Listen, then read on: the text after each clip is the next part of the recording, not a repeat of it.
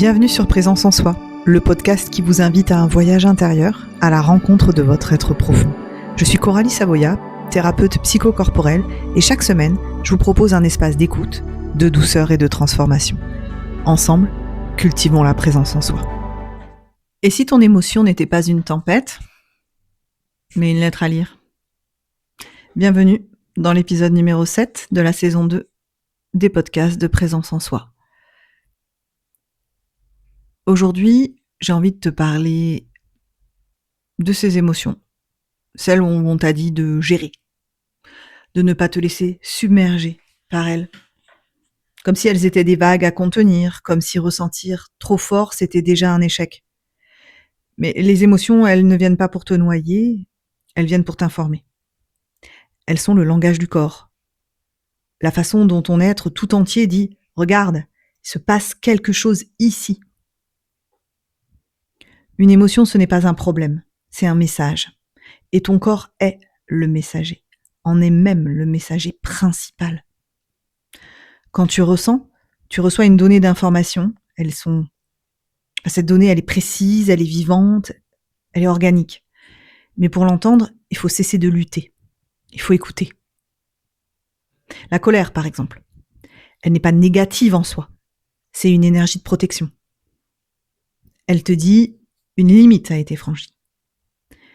C'est la pulsation du vivant qui réclame justice, équilibre et respect. Et quand tu la nies, elle devient feu destructeur. Quand tu l'écoutes, elle redevient force de clarté. La colère n'est pas ce qu'on croit. C'est pas juste une décharge ou une perte de contrôle, c'est une intelligence du vivant, c'est une énergie de refus qui protège la dignité. Quand tu sens la colère monter, c'est pas ton ego qui s'agite, c'est souvent ton instinct de justice qui s'éveille. C'est la part de toi qui dit non, ce n'est pas juste, ce n'est pas vivant, c'est pas aligné pour moi. La colère, elle apparaît là où quelque chose veut être rétabli. L'équilibre, le respect, la liberté d'exister sans être contraint ou contrainte. Mais depuis toujours, on t'a appris à te taire et à la taire. Parce qu'elle dérange, parce qu'elle bouscule, parce qu'elle fait peur, parce qu'on la considère comme quelque chose de négatif. On a fait de la colère un défaut moral, alors qu'elle est souvent une boussole éthique. Il y a une colère qui détruit, celle qui n'a pas d'espace pour se dire et qui se retourne contre soi. Et il y a la colère qui éclaire, celle qui s'enracine dans la lucidité, dans le refus de la soumission. En fait, c'est une flamme claire, pas un incendie. Elle brûle ce qui étouffe, mais elle éclaire aussi le chemin de ce qui veut naître. Alors quand tu ressens cette colère juste, tu touches à ta puissance de transformation. Pas contre les autres, mais pour le vivant, pour la vérité, pour l'intégrité de ton être. Alors moi, je t'invite à ne pas chercher à l'éteindre, plutôt à apprendre à l'écouter et à lui demander, par exemple, qu'est-ce que je refuse profondément en cet instant ? Qu'est-ce que je protège en moi ou autour de moi en cet instant ? Parce que parfois, la colère n'est pas un débordement, c'est un sursaut de vie, une pulsion de vie.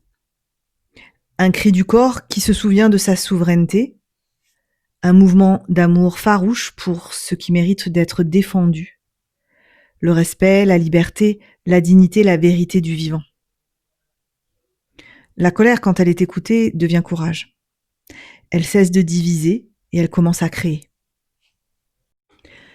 La colère, c'est souvent la première langue de tes limites. Avant même de savoir dire non, avec des mots, ton corps le dit avec une tension, un serrement, une chaleur, une agitation. C'est le signal qu'une frontière a été franchie, trop de bruit, trop d'exigences, trop d'intrusion, trop de distance. La colère, c'est la sentinelle du respect intérieur.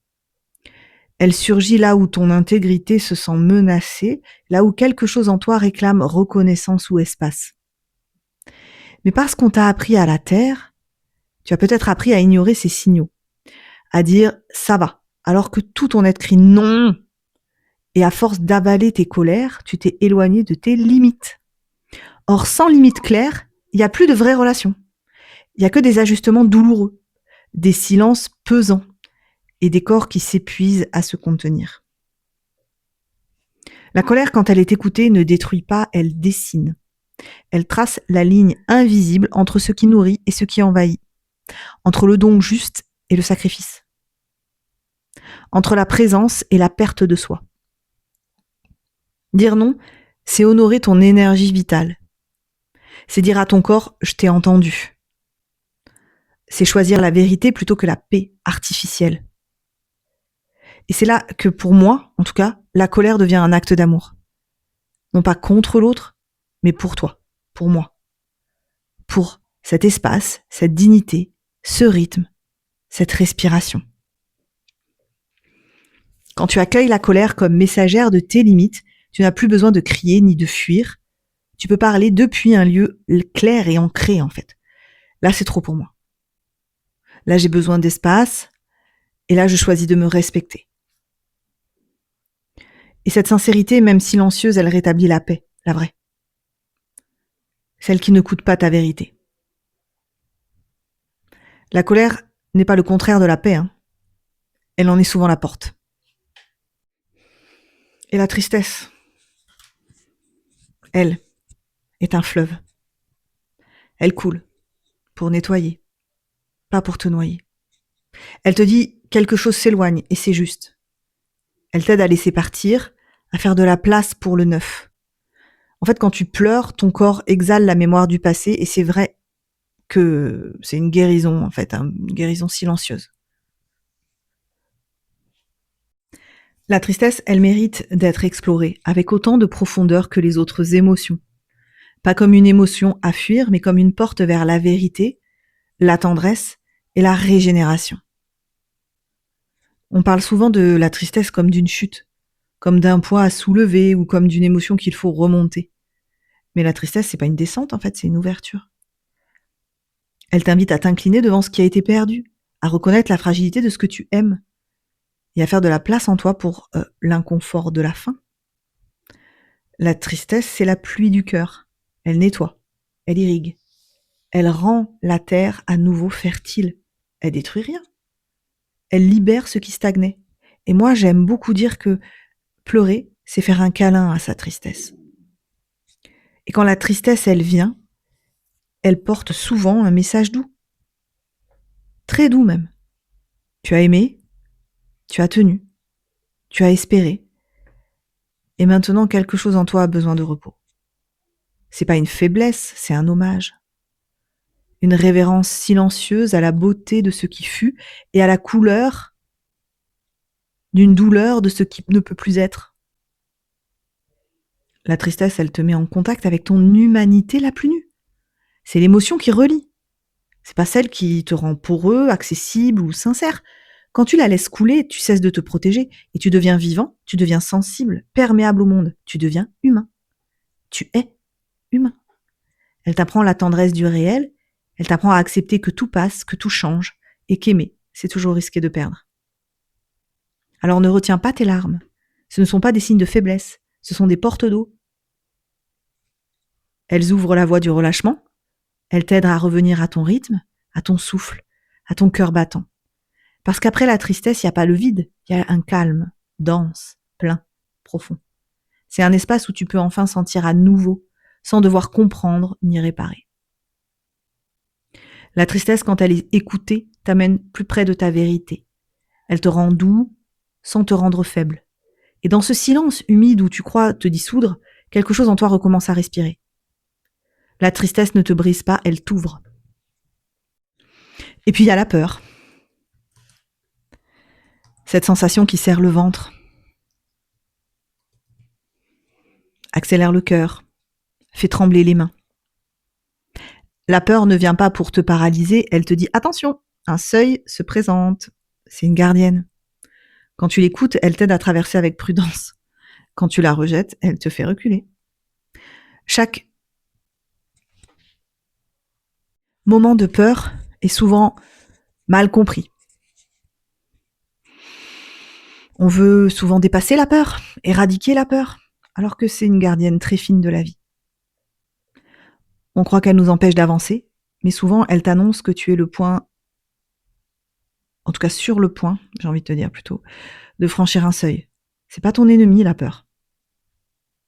Elle n'est pas le contraire du courage, elle en est la matrice. Elle apparaît toujours à la frontière du connu et de l'inconnu. C'est une main qui tremble au bord du vide, mais c'est aussi une respiration qui s'élargit. Regarde, tu es vivant, tu t'approches de quelque chose de vrai. Voilà ce qu'elle dit. La peur te relie à ton instinct de protection. Elle est une intelligence du corps qui mesure le risque et te dit ralentis, observe, sécurise-toi avant de sauter. Mais comme on t'a appris à la fuir, tu la vis comme un obstacle, alors qu'elle est une boussole. Elle ne te dit pas arrête-toi, elle te dit prépare-toi. Il y a plusieurs visages de la peur. Il y a celle qui te paralyse quand tu t'enfermes dans ta tête, et il y a celle qui t'anime quand tu l'écoutes depuis le cœur et le ventre. La première te fige parce que tu luttes contre elle. La seconde te guide parce que tu l'intègres. La peur, c'est la porte du mouvement conscient. Elle contient toujours un message précis. Quelque chose en toi se souvient du danger.